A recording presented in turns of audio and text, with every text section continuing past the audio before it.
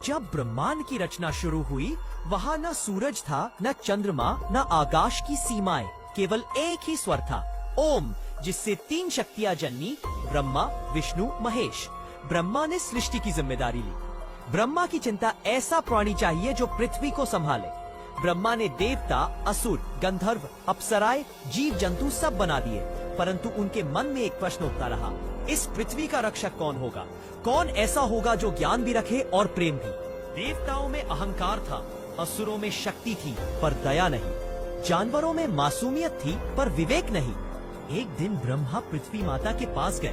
पृथ्वी बोली, हे ब्रह्मादेव, मेरी मिट्टी में जीवन का रहस्य है।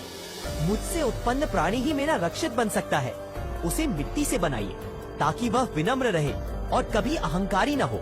ब्रह्मा को यह बात हृदय में उतर गई।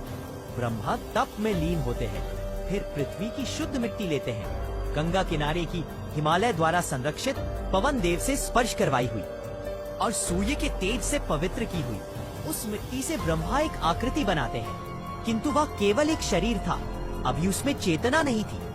ब्रह्मा विष्णु के पास जाते हैं, हे नारायण, शरीर तो मैंने बना दिया, पर जीवन आपकी श्वास से ही आएगा। विष्णु मुस्कुराकर कहते हैं, जीवन तभी पनपेगा जब शिव की शक्ति भी उसमें होगी। तीनों देव एकत्र होते हैं। ब्रह्मा ज्ञान का स्पर्श देते हैं, विष्णु प्राण देते हैं, महादेव चेतना देते हैं और इस प्रकार मिट्टी। जब मनुष्य खड़ा हुआ, उसने तीनों देवताओं से पूछा, मुझे मिट्टी से ही क्यों बनाया गया? देवताओं का जवाब, ताकि तू याद रखे कि तू धरती का पुत्र है। अहंकार आए तो मिट्टी याद आ जाए, ताकि तू जन्म भी ले सके और मृत्यु के बाद धरती में समा भी सके।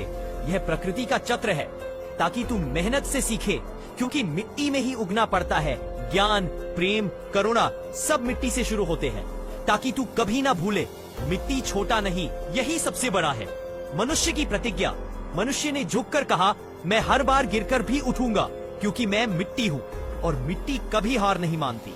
देवता प्रसन्न हो जाते हैं, यही मानव जीवन की शुरुआत बनती है।